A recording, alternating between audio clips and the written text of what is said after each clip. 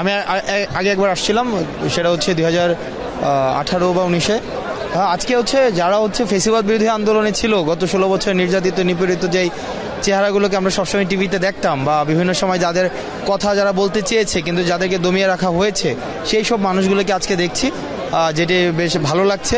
আজকে এখানে বেগম জিয়া এসেছিলেন, উনি তো একটা সিম্বল হয়েছে, সিম্বল অফ প্রোটেস্ট।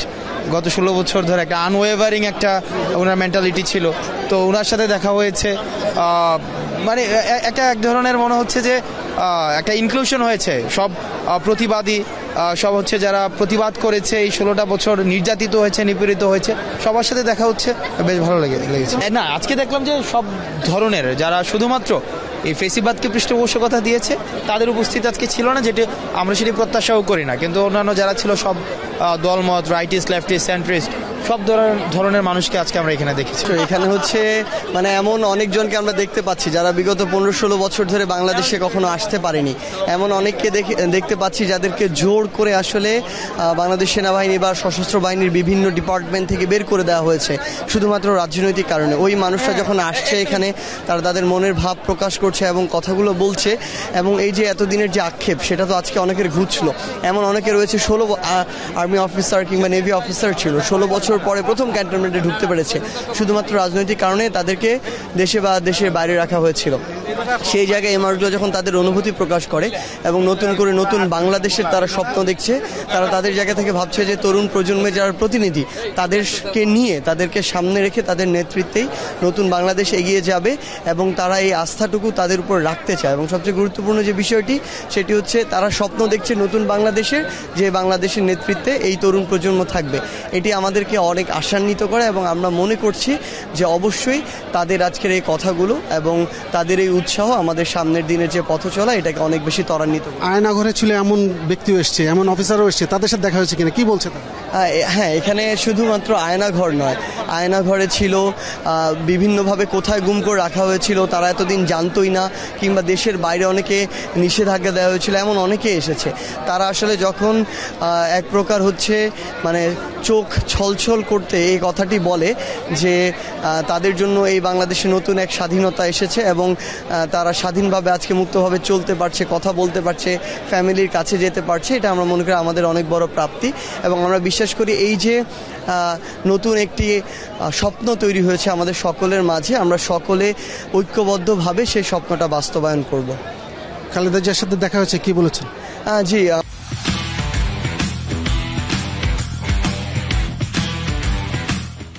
ওনার সাথে দেখা হয়েছে, এবং আজকে প্রথম দেখা হয়েছে। তিনি বাংলাদেশের একাধিকবারের প্রধানমন্ত্রী, এবং এই যে 16 বছরে যে অত্যাচার নির্যাতন, তার অন্যতম একজন শিকার হচ্ছেন তিনি।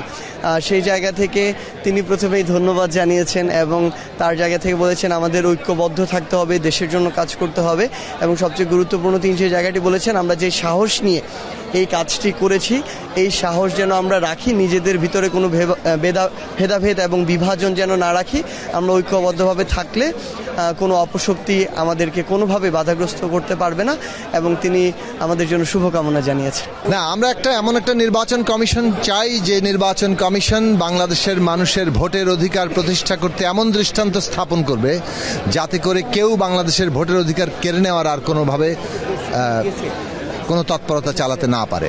আমরা দেখেছি অতীতের নির্বাচন কমিশনগুলোকে ব্যবহার করেই বাংলাদেশের মানুষের ভোটের অধিকার কেড়ে নেওয়া হয়েছে।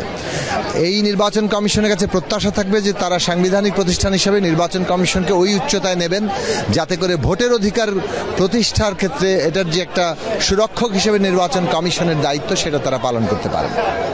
আমরা নির্বাচন কমিশনকে এমন একটা সাংবিধানিক প্রতিষ্ঠান দেখতে চাই যেখানে ভবিষ্যতের নিয়োগের প্রক্রিয়াটা কোনো একক দলীয় সরকারের হাতে থাকবে না, এটা সাংবিধানিক কমিশনের মাধ্যমে নিয়োগ হবে। বাংলাদেশের যে দীর্ঘদিনের আমরা চর্চা দেখেছি, তাতে দলীয় সরকারের হাতে নিয়োগ থাকলেই এই ধরনের সাংবিধানিক প্রতিষ্ঠানগুলোতে একটা অনুগতদেরই শেষ পর্যন্ত নিয়োগ লাভ করে। ফলে যেটা হয় যে এই ধরনের প্রতিষ্ঠানগুলো তার যে সাংবিধানিক একটা স্বাতন্ত্র্য বজায় রাখা, সকল মানুষের অধিকার নিশ্চিত করা, সেই কাজটি করতে পারে না। ফলে ভবিষ্যতে এই সাংবিধানিক পরিবর্তনের জন্য আমরা তো লড়াই করছি, সেটার জন্য ভবিষ্যৎ প্রতিষ্ঠিত হয় সেই দিকে আমরা মনোযোগ রাখব এবং নির্বাচন কমিশনকে আরও অনেকগুলো সংস্কারের মধ্য দিয়ে একটা সাংবিধানিক একটা স্বতন্ত্র প্রতিষ্ঠান যারা ভোটের অধিকারের সুরক্ষা দিতে পারে। যে নামগুলো এসে এটা কি মানে দেখুন, নামের বিষয় তো আসলে বিভিন্ন দল বিভিন্ন রকম নাম প্রস্তাব করেছে। আমরা আশা করি কমিশন সেই ভূমিকাটা রাখবে।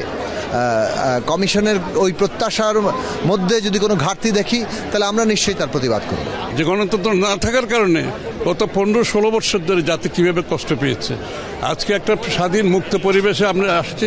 সবাই আমরা আশা করছি আগামী দিনে বাংলাদেশের গণতন্ত্রের দিকে এগিয়ে যাবে, একটা মুক্ত বাংলাদেশ থাকবে। নির্বাচন কমিশন সম্পর্কে স্পষ্ট মন্তব্য করার মতো অবস্থানে এই মুহূর্তে নাই। তাদের সম্পর্কে আমি খুব বেশি জানি না।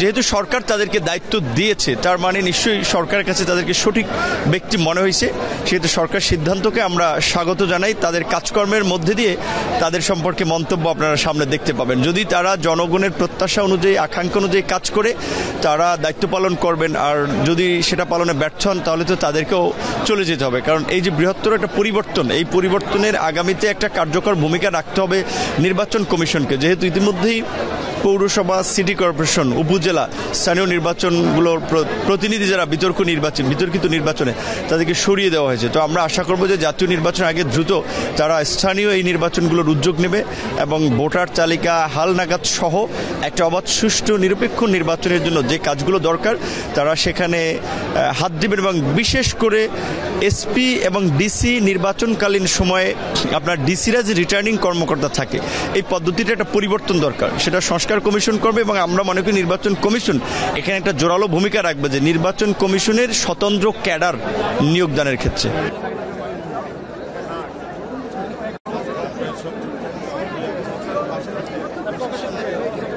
অভূতপূর্ব অনুভূতি। আজকে দীর্ঘ 17 বছর বাংলাদেশ অবরুদ্ধ ছিল। মুক্ত বাংলাদেশের স্বাধীনতা এবং সার্বভৌমত্বের প্রতীক সেনাবাহিনীর আজকে যে সশস্ত্র বাহিনী দিবস, সেখানে সব পরিচিত মুখগুলো দেখে খুব ভালো লাগছে এবং আশা করছি আগামীর পথ চলা হবে গণতান্ত্রিক বাংলাদেশের দিকে এবং জনগণের মালিকানা জনগণ ফিরে পাবে। দীর্ঘ 12 বছর বাংলাদেশ অবরুদ্ধ ছিল, দীর্ঘ 12 বছর দেশের মানুষ অবরুদ্ধ ছিল এবং যেহেতু গণমানুষের নেত্রী বেগম খালেদা জিয়া, সুতরাং তিনিও মুক্ত ছিলেন না। আমি যেটা বলেছি, একটা গণতান্ত্রিক বাংলাদেশের দিকে আমাদের যাত্রা শুরু হয়েছে। নতুন কমিশন নিয়ে কি বলবেন? আমি নতুন কমিশন গঠিত হয়েছে দেখলাম, মাত্রই খবরটি পেলাম, এখনো আমার সুযোগ হয়নি, আমি দেখে পরে মন্তব্য করতে পারবো। কি আশা করেন তাদের কাছ থেকে? একটি অবাধ, নিরপেক্ষ এবং অংশগ্রহণমূলক নির্বাচন, যেখানে মানুষ মন খুলে তাদের পছন্দের প্রার্থীর জন্য প্রচারণা চালাতে পারবে, কোনো রকম কোনো ভয় ভীতি থাকবে না এবং ভোটের মাঠে সকলেই সমান সুযোগ পাবে, এমন একটি নির্বাচন আমরা চাই। কমিশনের সংস্কার প্রস্তাবের তারা যে সংস্কার করছে কিছুটা বিলম্ব হচ্ছে, সেক্ষেত্রে আপনি মনে করেন সঠিক ট্রেনে আছে? যেটা উপদেষ্টা বলল, ট্রেন যাত্রা শুরু করেছে নিশ্চয়ই, তবে একই সঙ্গে এটাও বলবো যে আমাদেরও একটু ধৈর্য ধরবার বোধহয় প্রয়োজন আছে। বিকজ 17 বছর তো একটা ভয়াবহ অবস্থায় বাংলাদেশ ছিল, সেই জায়গা থেকে উত্তরণের পর কিছুটা ঝাঁকি তো লাগবেই সকলের গায়ে, সেটুকুই হচ্ছে। আজকে আসছেন উনি, নিঃসন্দেহে এটা আমাদের ভালো লেগেছে। যখন মনে পড়ে যে ওনাকে আবার ক্যান্টনমেন্ট থেকে এক সময় অস্ত্রসিক্ত অবস্থা বেরোতে হয়েছিল, ওরা মনে করলে আসলে খুব ভালো একটা লাগে না আমাদের। আজকে কেমন দেখলেন ওনাকে? না, উনি ভালো আছেন, ভালোই মানে রেসপন্স করছেন সবার সঙ্গে, কথাবার্তা বললেন সবার সঙ্গে। এখন দেখলাম সবচেয়ে ইন্টারেস্টিং হলে আমরা কেমন ফিল করলাম, তার চেয়ে বড় হলো এখানকার যারা আছে অতিথিরা, ওনারা কীভাবে রিসিভ করলেন ম্যাডামকে। এখন ভিড়ের চোটে আমি সামনে যেতে পারলাম না। সশস্ত্র বাহিনীর একটা রেওয়াজ তো ছিল যে এরকম সব দল মত নির্বিশেষে নেত্রীরা সব আসবেন, এটাই ছিল সৌন্দর্য। দীর্ঘদিন ছিল না বলছেন অনেকে, সেটা গ্রেপ্তার করে রাখছেন, আসবে কিভাবে? তাই তো হওয়া উচিত যে এই পরিবেশটা যে সরকারি থাকুক না কেন, মানে এরকম পরিবেশটা কিন্তু হওয়া উচিত, কিন্তু এটা ছিল না। এই অবৈধ হাসিনা সরকারের সময় এটা ছিল না। আসলে আমরা সেই জিনিসটাই মিস করেছি, অনেক বছর পরে আসলাম, একটা স্বাভাবিক পরিবেশ মনে হচ্ছে।